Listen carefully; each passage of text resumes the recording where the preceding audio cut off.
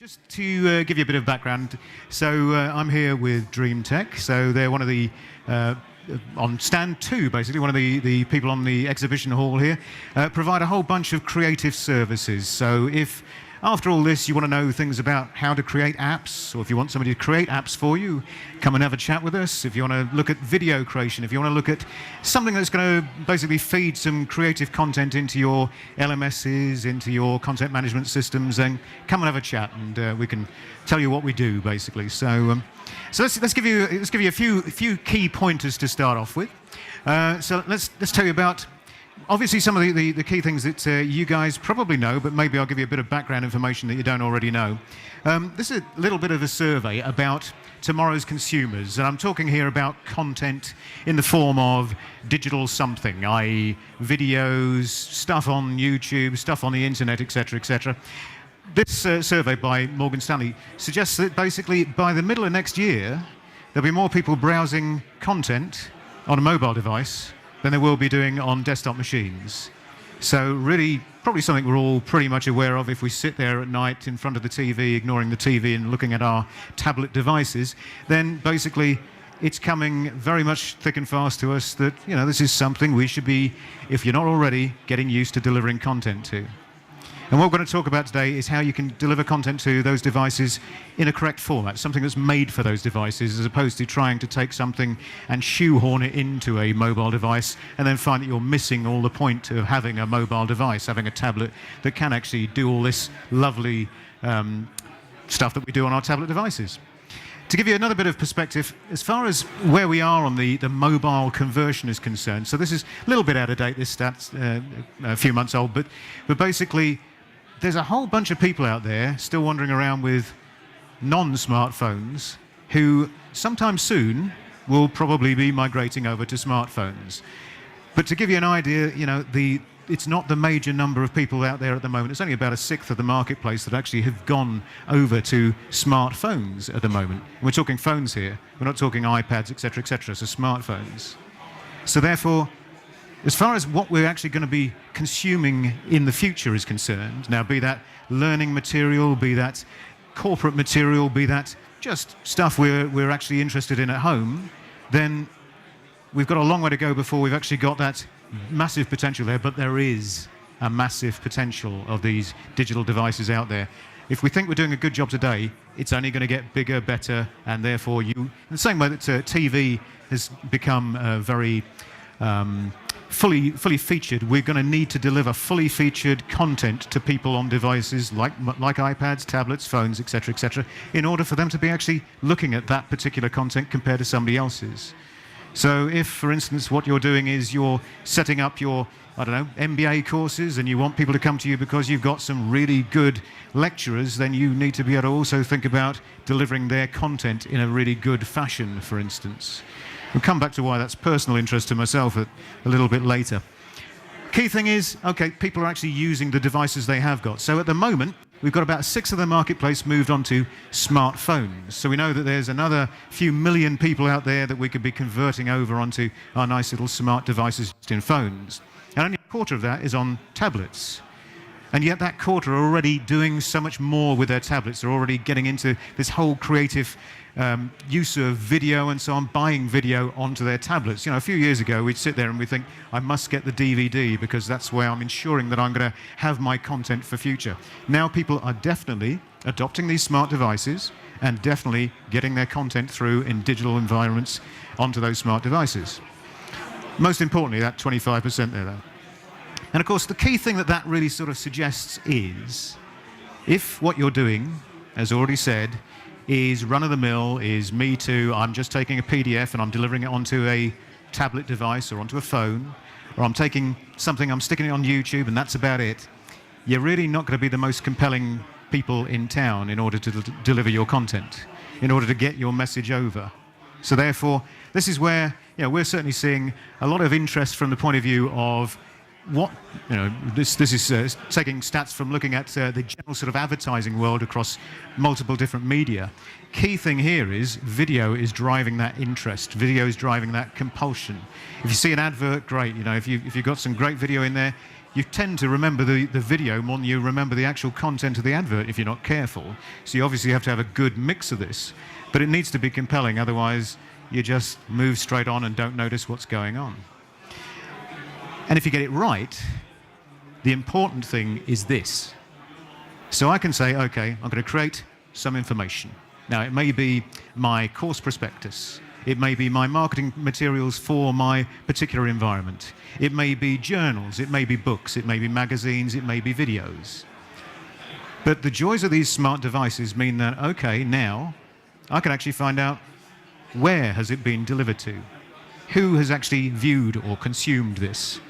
What's gone on with this particular end user, this end consumer? And what have they actually found interesting? If it's, for instance, a magazine, I can embed analytics in there that are going to tell me, okay, I know how many people dwelled on a particular page. If there's advertising in there, how well that advertising has worked, basically. So for all of us, whatever your aspects are, whether it's in a commercial sense or whether it's really just getting some better information back from your populaces, then the analytics that you can embed in there, and this is Omniture, for instance, but you've also got things like Flurry, Localytics, loads of different types of services, which, come and have a chat with us. We can give you some advice on the best way of using those. It's giving you extra information. It's giving you much more control and much more direct return on investment for what you could be creating.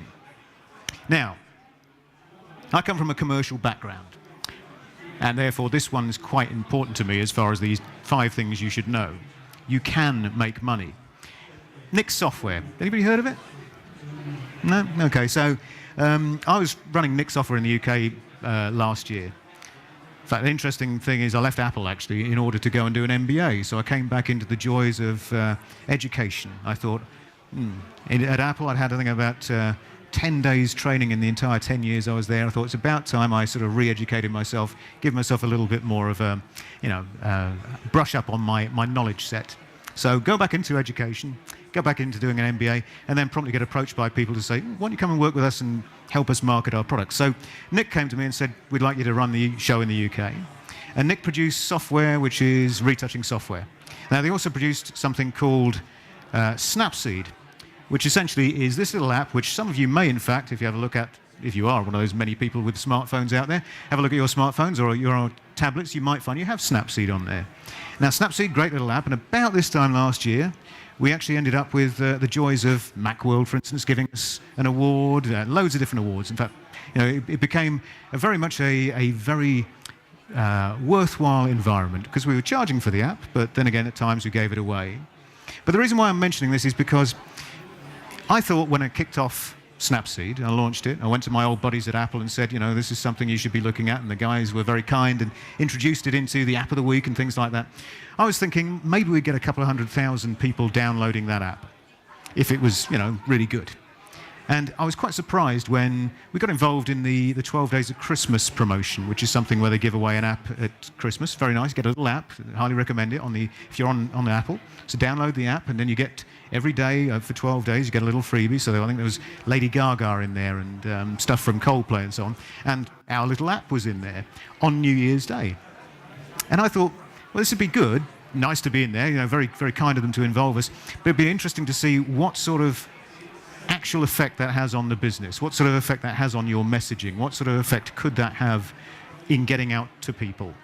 Well, as opposed to the couple of 100,000 hits that I was expecting to get, on New Year's Day, when everybody was probably somewhat hungover and a little bit jaded, we got 3.8 million downloads in one day. And that to me said, that's pretty good going, isn't it? That's quite a spread. And that is really something that has stuck with me. This, by the way, was mainly UK and Germany, I think, so it wasn't worldwide. So it was limited to a specific area. So I'd say that's a fairly big chunk of the populace that we managed to hit in that one day. And I presume some of you, I've seen some nods already, have actually got this sitting on your phone or on somewhere in there.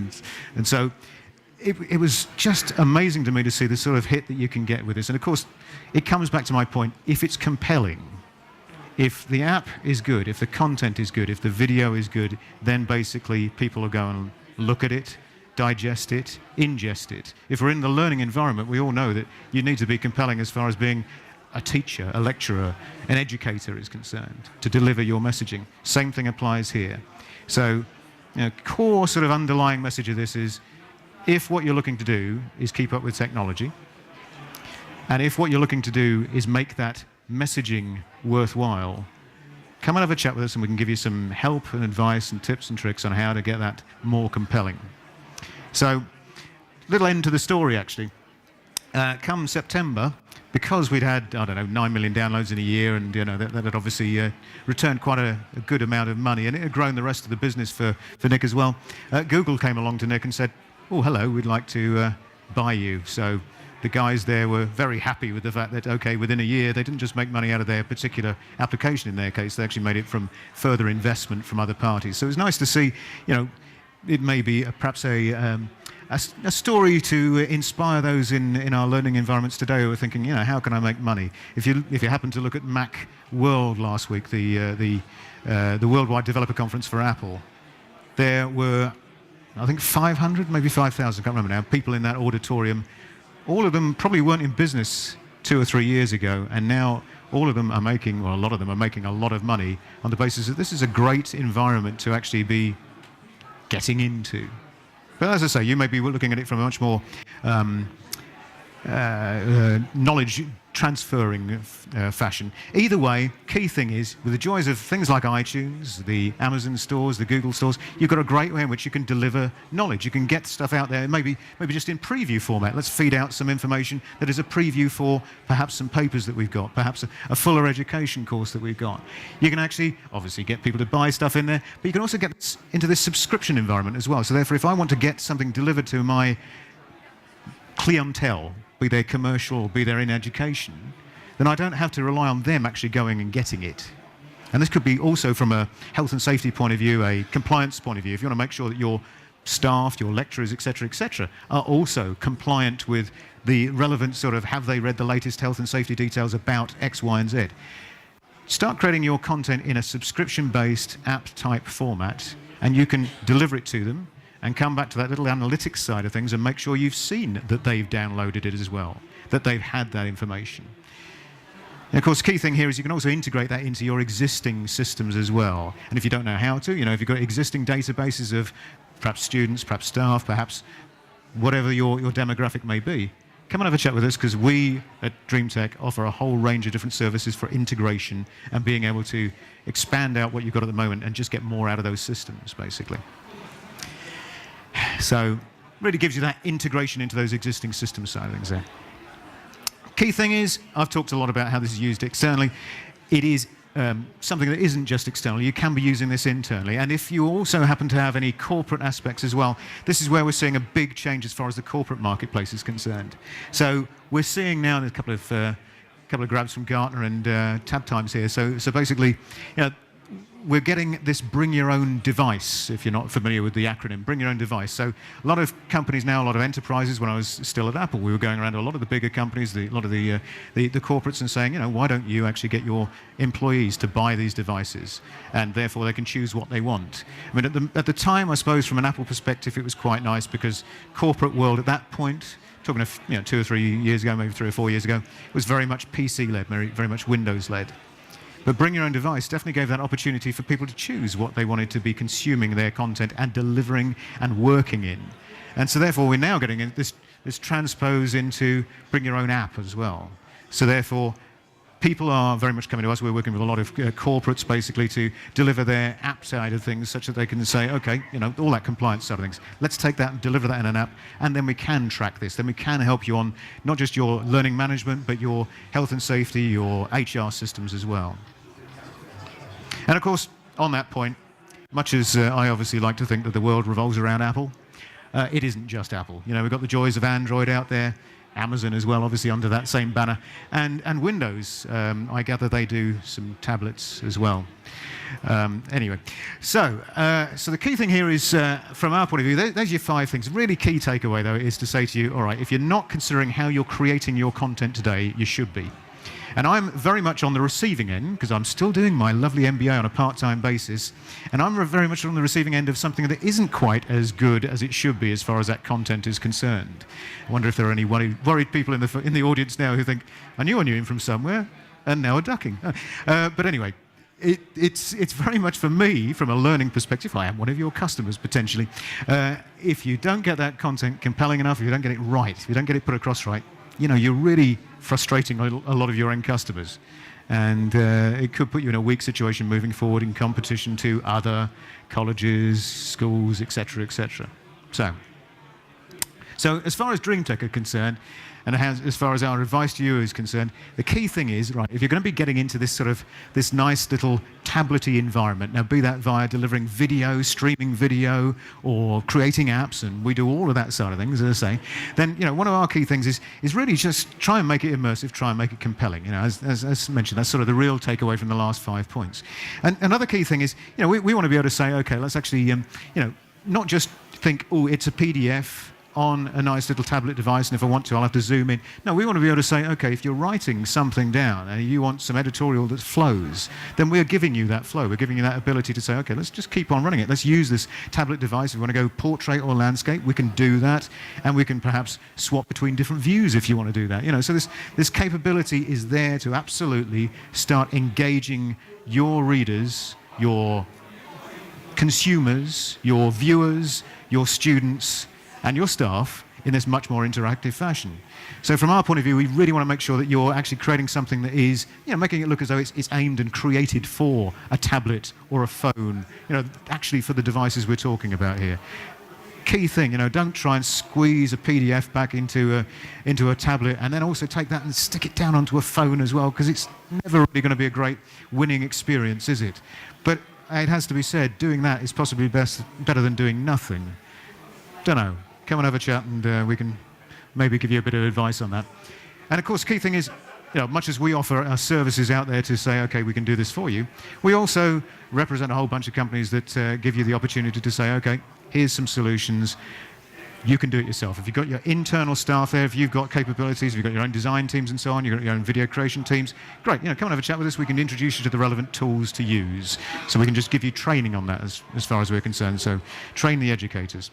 This is our bag of tools, if you like. So this is what we're sort of breaking down our workflow into. So 4 different areas, basically. The create or the capture end of things. So here where we're talking about, if you want to be bringing in video, maybe on just a camera on your laptop perhaps, or on your iPad or your tablet, whatever it may be. Or if you're also, maybe doing things via some sort of streaming environment, you can be creating content in here. You can be creating it in Word, for that matter, or some form of,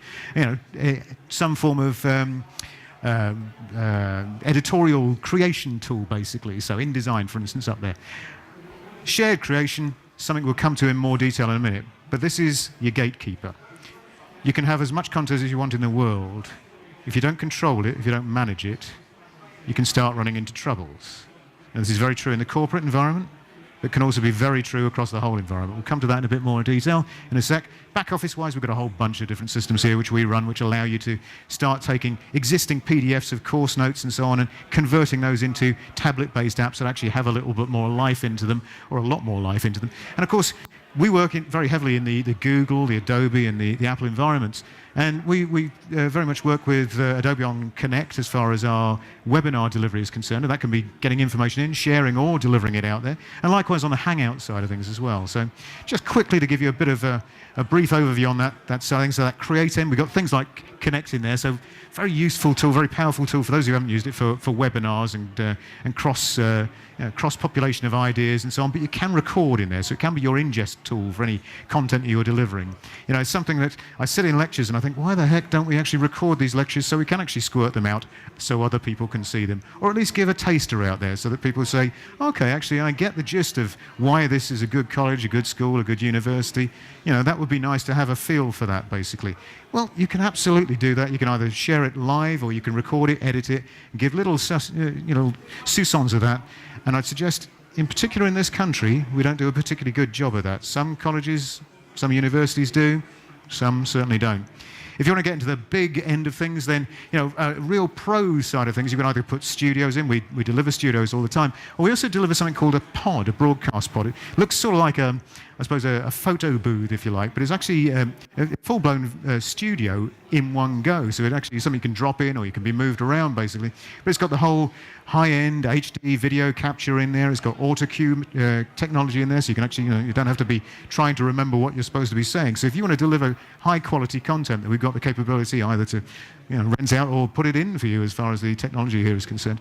And likewise, on the Google side of things, we've mentioned Hangouts there, similar to the Connect webinar style environment, but perhaps a bit more controlled. Now, we have different solutions here for actually, again, as far as data capture is concerned, or content capture is concerned, we can either put in fixed boxes, so therefore we can give you a higher quality level of ingest. So if you want to get really good quality in, we've got anything from a small fixed box right up through putting in your own specific studios to a broadcast pod again, which is actually something very, very key to dropping in perhaps into any learning environment to make sure that, okay, if one of your things is really sort of making sure you've got reflection from your students, something I'm told all the time. You can tell I'm doing an MBA, can't you? Basically, if you're expecting them to be reflecting, I would suggest one of the best things you can do for reflecting is actually, as opposed to making a note on a piece of paper and never looking at it again, recording yourself, giving your students the capability to record themselves when they've been in particular situations or as they're doing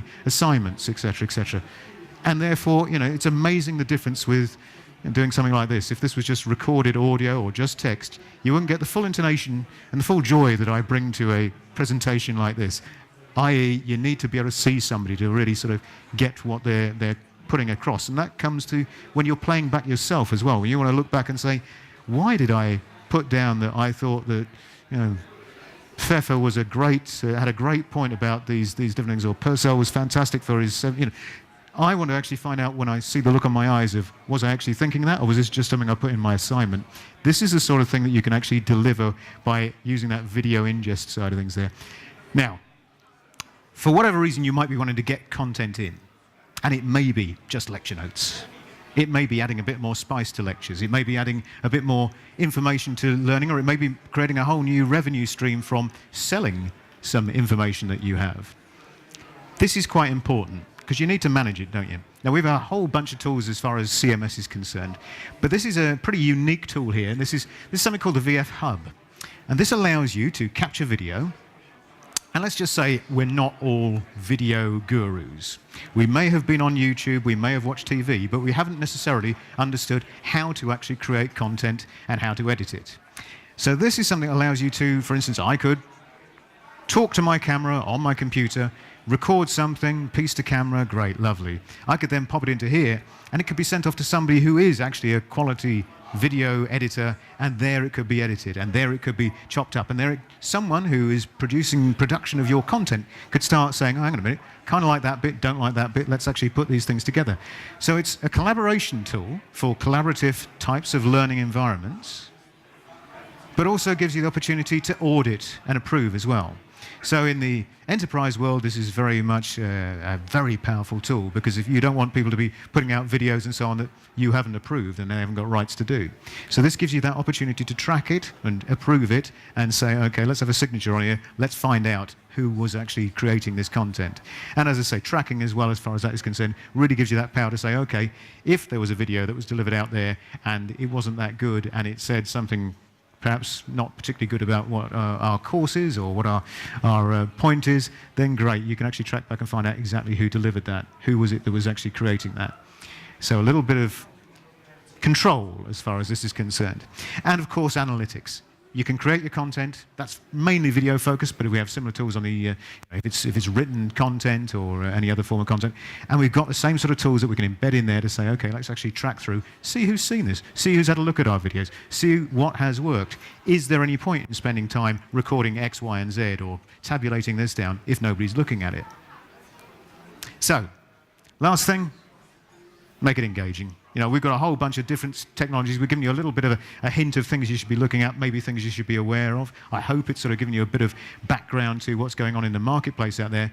If you consider we're a sixth of the way there to getting just smartphones in everybody's hands, that means there's 5 times that potential out there at the moment to, well, 6 times that potential out there at the moment. Thank you. I didn't do maths, did chemistry. But basically 6 times that potential out there to go out there and actually deliver compelling content and get to those people. So bear in mind, loads of different ways we've been talking about doing that as far as delivering content through things like Hangouts. We also do app creation as well, right from the ground up. So you don't have to start with existing content. We can code you from the start. We can train you to code from the start, whichever way you want to work. But basically, we've got a whole range of different technologies that we can be talking to you about as far as delivering technology out there, messaging out there, and making it compelling. With that, I will say thank you very much for your time. It's been a pleasure. If you want to come and have a chat, come and have a chat with me. If you want to have a chat with the guys and girls on the stand, go and have a chat with them on stand number 2. That is Dreamtek. And I'll thank you for your time. Thank you very much. Cheers.